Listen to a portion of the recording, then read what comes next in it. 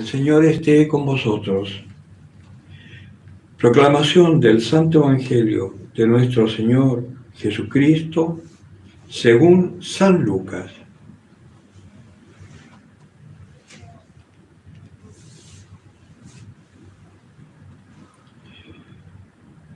En aquel tiempo, convocando Jesús a los 12, les dio autoridad y poder sobre todos los demonios y para curar enfermedades.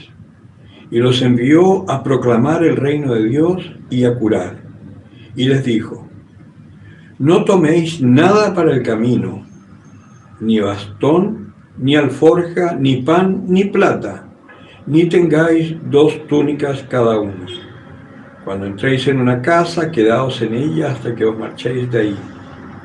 En cuanto a los que no os reciban, saliendo de aquella ciudad, sacudid el polvo de vuestros pies en testimonio contra ellos.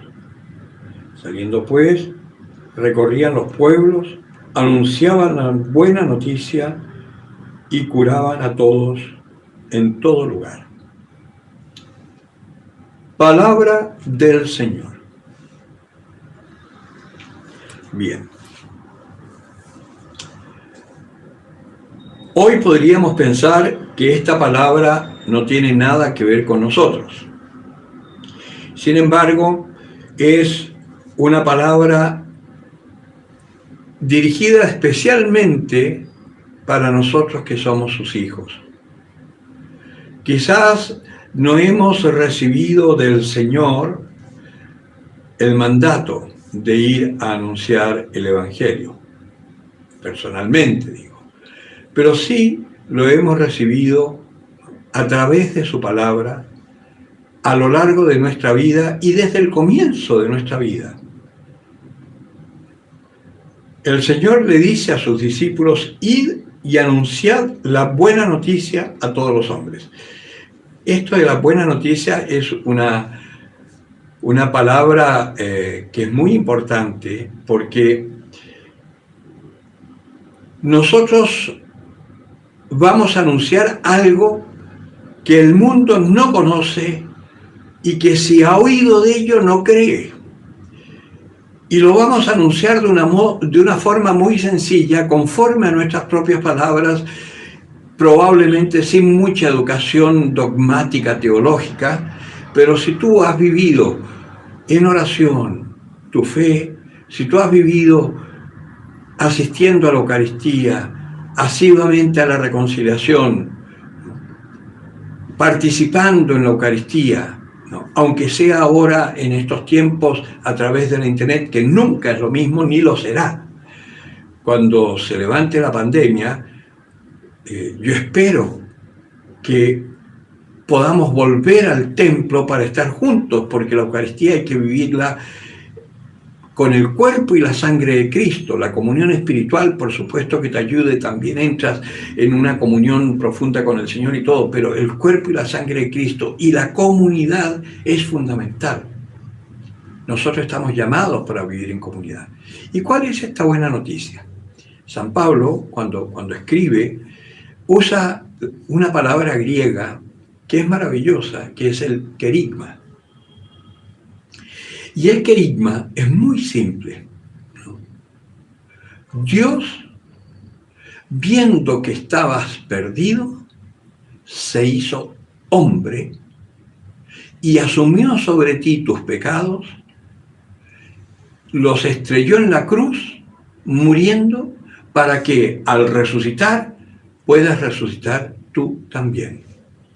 Tú, yo, él, nosotros, vosotros, ellos, todos. Cualquiera que asuma a Jesucristo como a su Señor, como a su Salvador, cualquiera que crea que Jesucristo tiene el poder para darte la vida eterna, para restaurar tu naturaleza, herida, contaminada por la acción del demonio, cualquiera que crea eso, se va a salvar y va a poder llevar aquí en la tierra una vida de santidad. Como San Pío de Pietrelcina, un hombre común y silvestre, solamente que creyó que el Señor lo había elegido para algo extraordinario. Y estando en oración y todo un día recibe los estigmas del Señor. Y lo vive en esa humildad. Muchos decían que era neurosis, y cuando desaparecieron sus estigmas al morir, por ejemplo, dicen, claro, es que él los mantenía de neuróticos. Mucha gente que lo perseguía y lo vilipendiaba, ¿no? Y eso está bien. Eso está bien, porque maldito el hombre que confía en el hombre, y maldito aquel del cual todos hablen bien, porque eso mismo hicieron con los profetas anteriores a vosotros. ¿No? Bienaventurados seréis cuando os persigan, cuando os injurien, cuando digan toda clase de mal contra vosotros por mi causa. Alegraos y regocijaos, dice el Señor, porque eso mismo hicieron con los profetas anteriores a vosotros. Por lo tanto, nosotros no tenemos que tener miedo. Jesucristo manda a estos apóstoles, y fíjense usted qué increíble, ¿a quiénes eligió? A unos pescadores. Si nosotros hoy sabemos que muchos pescadores en nuestra actualidad tienen bastante poca instrucción porque les ha tocado trabajar desde jóvenes, ¿no? Para poder sobrevivir, sostener a sus familias, etcétera, y no tienen mucho tiempo como para ir a la escuela o para leer después e instruirse un poco más, ¿no? Pese que hoy hay colegios y en cualquier parte hay alguna escuela rural que sea para poder recibir por lo menos la instrucción básica.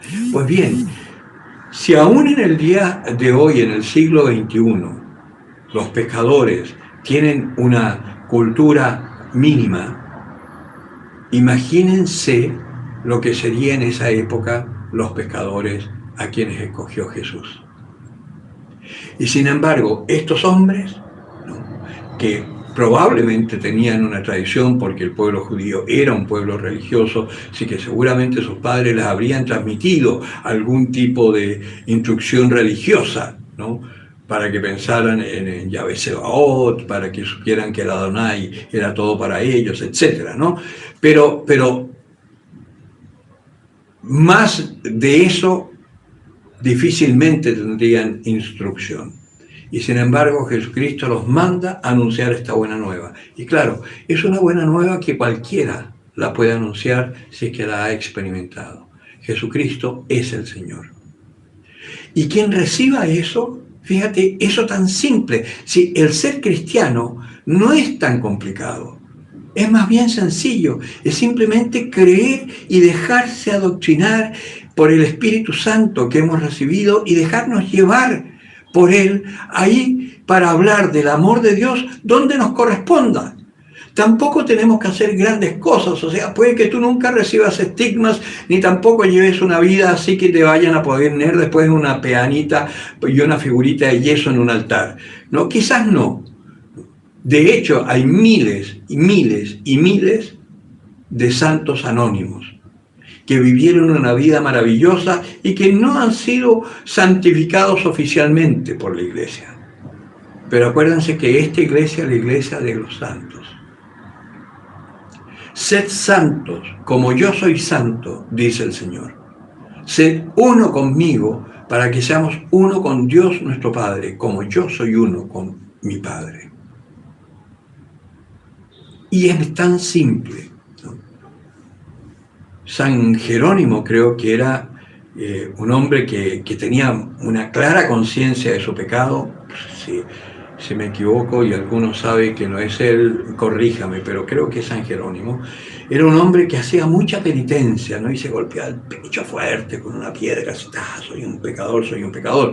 Un hombre que tenía clara conciencia de ser, que es lo mismo que somos nosotros. Nosotros deberíamos estarnos golpeando todos los días con una piedra en el pecho por todos los pecados que cometemos, cuando no queremos a nuestra mujer o a nuestro marido, cuando juzgamos a nuestros padres, cuando pelamos a los rojitos porque nosotros somos azulitos, o cuando estamos despotricando contra la primera línea, o contra aquel que te hizo daño, contra aquel que habló mal de ti, etcétera, etcétera, etcétera. Deberíamos darnos con una piedra en el pecho realmente. Pues este San Jerónimo lo sigue. Y un día se le aparece el Señor y le dice: Jerónimo, dame lo tuyo. Y Jerónimo le dice: Señor, ¿quieres que ore más? No, dame lo tuyo. hago más penitencia, hago más caridad. No, no, no, dame lo tuyo. Y ya no sabiendo qué más podía hacer, ¿no? Dice, Señor, ¿qué quieres que te dé? Dame tus pecados. Porque efectivamente, lo único que es nuestro realmente son las brutalidades que cometemos, los pecados que cometemos, ¿no? Si hemos podido hacer alguna buena obra, no les quepa duda que eso es de Dios, por la gracia de Dios. Todas las virtudes que podemos realizar, sobre todo la fe, mantener la fe, tener la esperanza y tener caridad, ¿no? Eso son las virtudes sobrenaturales, son dones de Dios. Por lo tanto, no te apropies de nada de eso, sino que más bien dale gracias a Dios cuando te permite hacer algo así, porque evidentemente es Dios que te está dando el don para hacerlo. Pues bien, así es como te manda al mundo, ¿no? Id y anunciad esta buena noticia.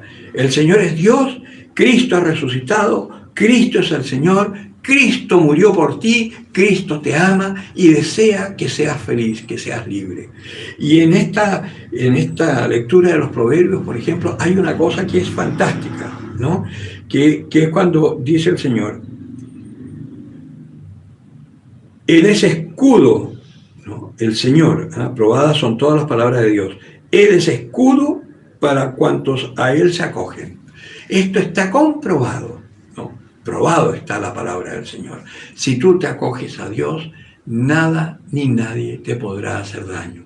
Si tú estás en el Señor, ¿no? Aunque te insulten, tú vas a poder perdonar. Aunque te maltraten, tú vas a poder seguir en paz. Aunque te exploten en el trabajo, tú seguirás en paz. Aunque hablen mal de ti, aunque te calumnien, aunque estén intrigando para sacarte de donde tú estás, para ocupar tu lugar, ¿no? Sobre todo muchas veces pasa cuando nos acerruchan el piso, ¿no? En el trabajo. Tú puedes quedar en paz.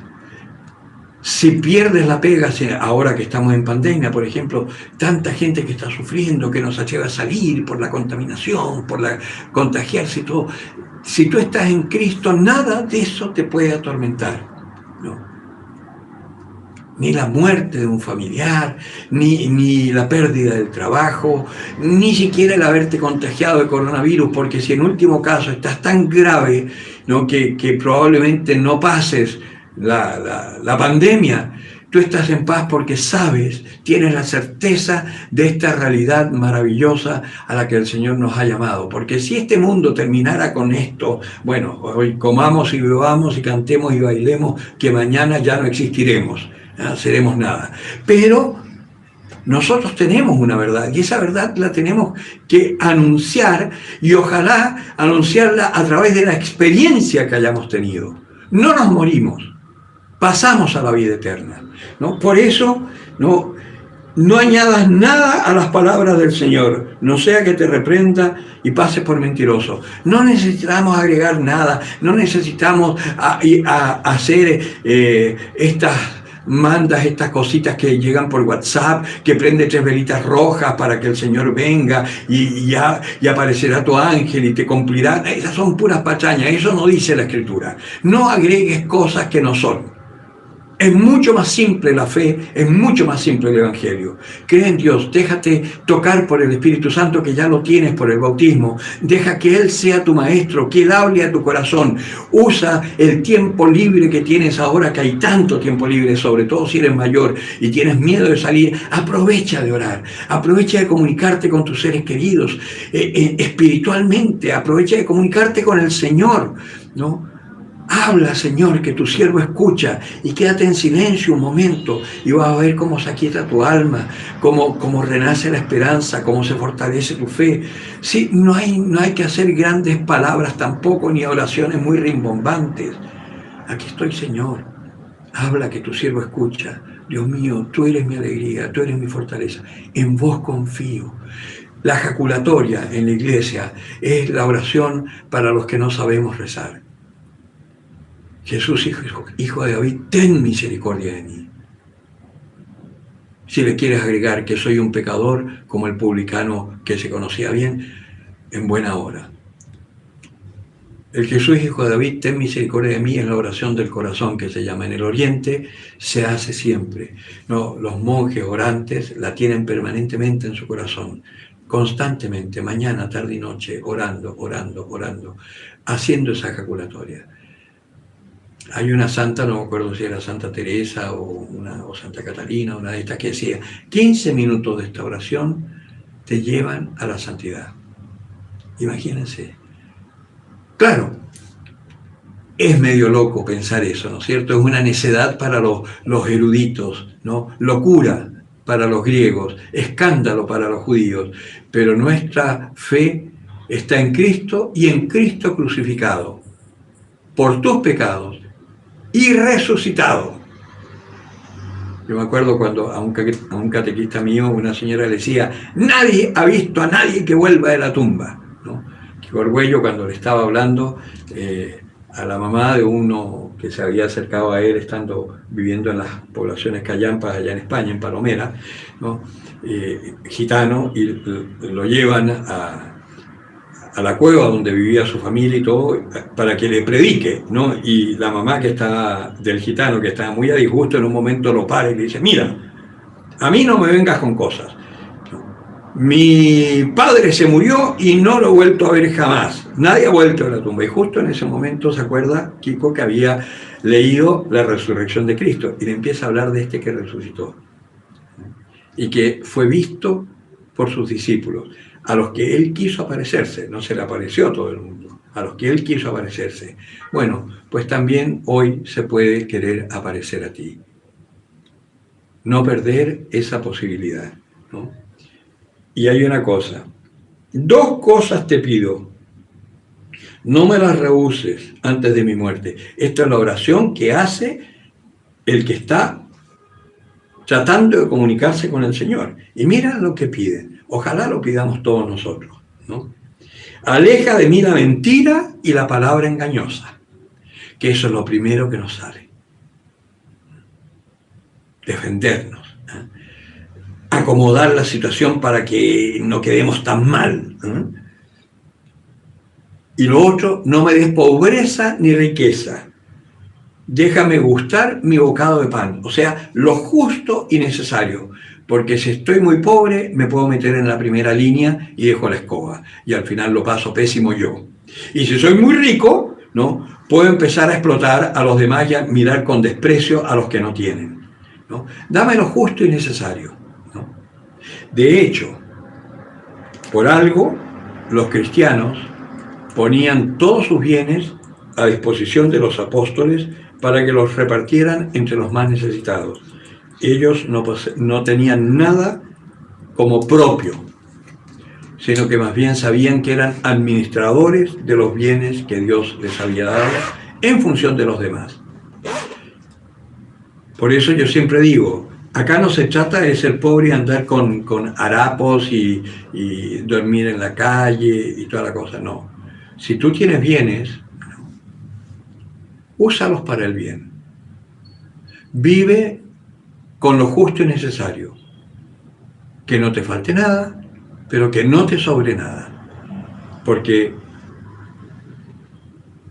el Señor va a tocar tu corazón y te va a dar una gracia y una riqueza que el mundo no conoce. Y te va a dar la certeza absoluta de la vida eterna. Este mundo pasa, pero nuestra vida no pasa.